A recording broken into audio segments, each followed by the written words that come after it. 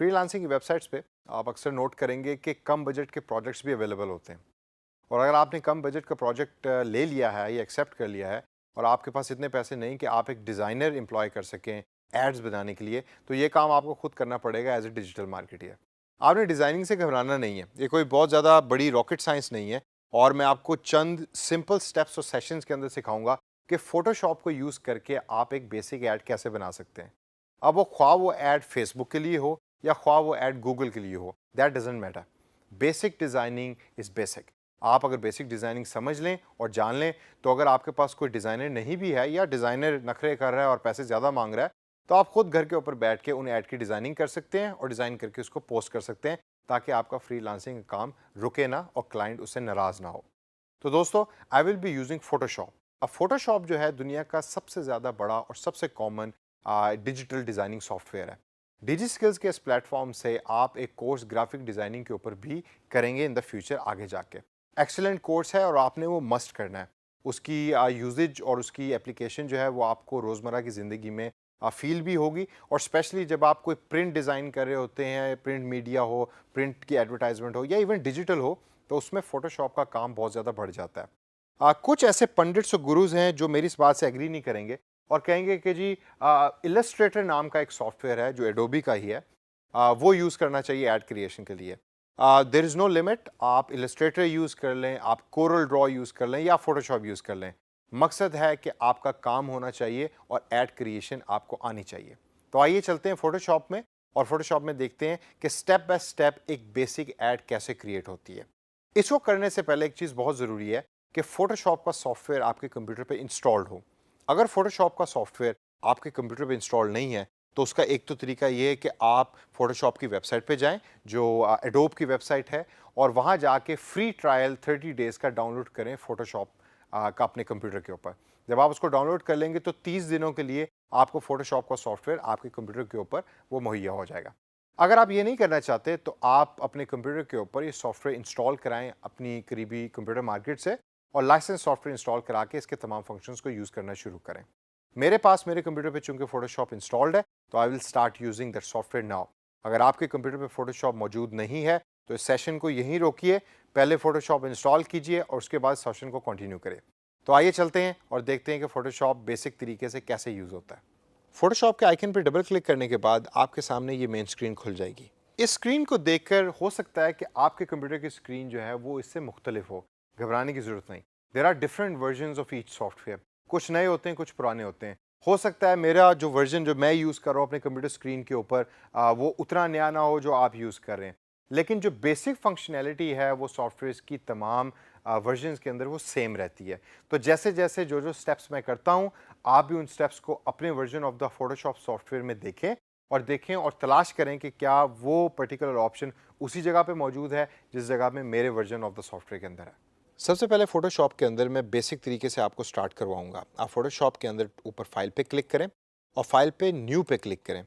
New पे click करने के बाद आपके सामने एक डायलॉग बॉक्स खुल जाएगा, जिसके अंदर फोटोशॉप आपसे पूछ रहा है कि आप जो पिक्चर क्रिएट करना चाह रहे हैं या जो मीडिया क्रिएट करना चाह रहे हैं उसका साइज़ क्या होगा। इस डायलॉग बॉक्स में आप एंटर कर सकते हैं वो साइज़ कि जिस साइज़ की आप ऐड बनाना चाहते हैं।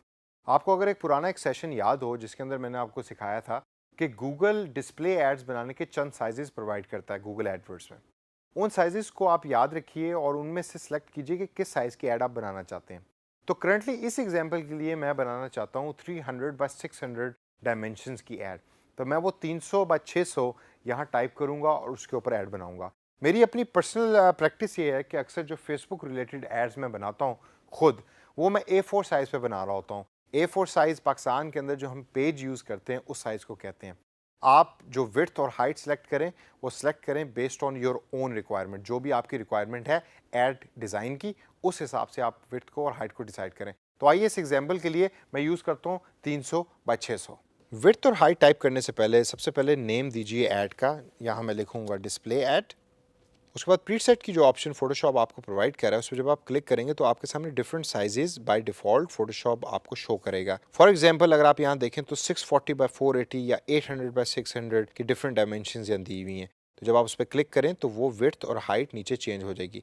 मैं फ़िलहाल चाहता हूँ कि यहाँ मैं 300 विड्थ हो और 600 उसकी हाइट हो, ये साइज़ मैं यूज़ करना चाहता हूँ अपनी ऐड के लिए, तो मैं उसको यहाँ टाइप करूँगा। उसके बाद नीचे मोड के अंदर RGB कलर है और ऑप्शंस दी हुई हैं, जिसमें एक ऑप्शन CMYK भी है। इसको फ़िलहाल बस आप इतना याद रखिए कि RGB डिजिटल मीडिया के लिए यूज़ होता है और CMYK प्रिंट मीडिया के लिए यूज़ होता है, यानी कि जो प्रिंट पेपर के ऊपर हो रहा होता है। आप इसको RGB ही रहने दें फ़िलहाल, और नीचे कंटेंट्स में या आप वाइट बैकग्राउंड रख सकते हैं या बैकग्राउंड कलर को सिलेक्ट कर सकते हैं, या आप उसको ट्रांसपेरेंट रखें। मैं इसको वाइट ही रखना चाहता हूँ, तो I will leave it as it is. Okay के बटन पे क्लिक करने के बाद आपके सामने एक स्क्रीन खुल जाएगी। अपने माउस पॉइंटर को जब आप नीचे कॉर्नर में लेके जाएंगे तो आपके सामने इस एरो की मदद से आप क्लिक करके स्क्रीन को बड़ा भी कर सकते हैं। बड़ा करने के बाद आप स्क्रीन को मूव अराउंड कर सकते हैं। अब ये जो वाइट बैकग्राउंड आपको नजर आ रहा है, ये है वो एरिया कि जिसके अंदर मुझे अपनी एड को डेवलप करना है। अब साइज तो आपने सेलेक्ट कर लिया। अब इससे अगली जो चीज़ जो सबसे इंपॉर्टेंट है फोटोशॉप को सीखने के अंदर, वो है द कॉन्सेप्ट ऑफ लेयर्स। अब लेयर्स का कॉन्सेप्ट हो सकता है कुछ लोग मुझसे डिसएग्री करें कि जी लेयर्स का कॉन्सेप्ट तो बड़ा एडवांस्ड है।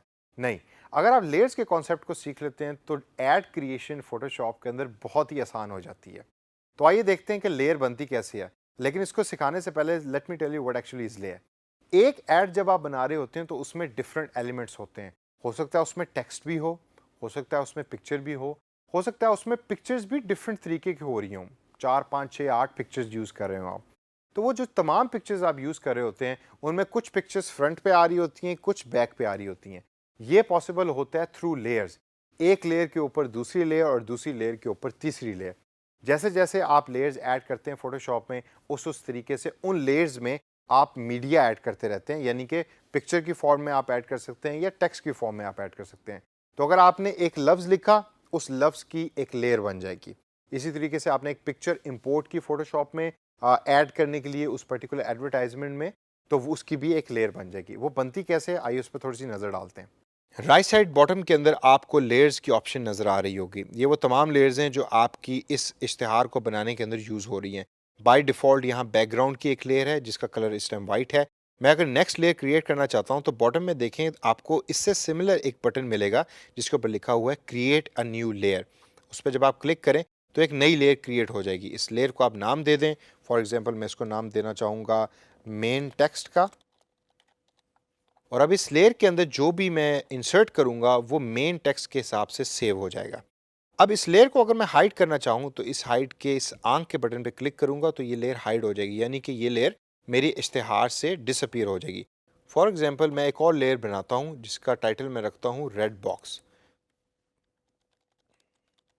इस रेड बॉक्स के अंदर लेफ्ट साइड के मेन्यू में दिया हुआ देखें कि मैं कहाँ से बॉक्स बना सकता हूँ। कहाँ नज़र आ रहा है आपको, देखिए गौर कीजिए, ये है बॉक्स की ऑप्शन कि जिस पे क्लिक करने के बाद फोटोशॉप मुझे अलाउ करेगा बॉक्स यहाँ क्रिएट करने के लिए। जब मैं बॉक्स क्रिएट करूँगा तो अब आप देखिए कि वाइट बैकग्राउंड के ऊपर मुझे कुछ भी नज़र नहीं आ रहा। उसकी वजह ये है कि इसका कलर भी जो है वो भी वाइट है। तो मैं ऊपर कलर के ऑप्शन पे क्लिक करूँगा और उसके कलर को रेड करूँगा, और रेड करने के बाद आप देखें कि इस बॉक्स का कलर भी चेंज हो चुका है, यानी रेड हो चुका है। और राइट साइड के ऊपर रेड बॉक्स की लेयर में ही ये रेड बॉक्स सिस्टम अपीयर हो रहा है। अब आइए ज़रा लेयर को हाइड करके देखते हैं कि उससे होता क्या है। जब मैं लेयर के इस आंख के बटन पे क्लिक करूंगा यानी हाइड करूंगा तो बॉक्स यहाँ से डिसअपीयर हो जाएगा। हो सकता है कि जब आप डिज़ाइनिंग कर रहे हो तो काफ़ी ऐसे एलिमेंट हों जो आपने ऐड कर दें यहाँ, लेकिन बाद में वो आपको अच्छे ना लग रहे हों, तो you can actually hide the layer rather than deleting it. अगर आपने लेयर को डिलीट करना है तो आप उसके ऊपर राइट क्लिक करें। राइट क्लिक करने के बाद you can either delete the layer और you can even duplicate it also, यानी कि आप दो रेड बॉक्सेस बनाना चाहते हैं, you can duplicate the layer और अब आपके पास दो रेड बॉक्सेस आ जाएंगे। अब यहाँ तो आपको नज़र नहीं आ रहे, लेकिन ये तो दो लेयर्स की शक्ल में नज़र आ रहे हैं। तो अगर मैं बॉक्स को पकड़ के इसको नीचे करूँगा तो आप देखिए मेरे पास दो बॉक्सेस ऊपर नीचे अपीयर हो रहे हैं। इसी तरीके से लेयर्स को मैं ऊपर नीचे भी कर सकता हूँ अपनी मर्ज़ी के मुताबिक। और जब डिलीट करना है तो राइट क्लिक करके डिलीट के बटन पर क्लिक करें और इस तरीके से लेयर को डिलीट किया जा सकता है। इस सेशन के अंदर हम बस इतना ही बेसिक पढ़ेंगे। आप न्यू प्रोजेक्ट बनाएं, उसके साइजेस को सिलेक्ट करें और साइज सेलेक्ट करने के बाद लेयर्स के इस कॉन्सेप्ट को अप्लाई करें। और लेयर्स के कॉन्सेप्ट को अप्लाई करने के बाद सीखिए कि लेयर्स का मकसद क्या होता है और किस तरीके से आप लेयर्स की डिफरेंट ऑप्शंस को एक्सप्लोर कर सकते हैं। इस तमाम नॉलेज को अप्लाई कीजिए और अप्लाई करने के बाद अगले सेशन के ऊपर क्लिक करें।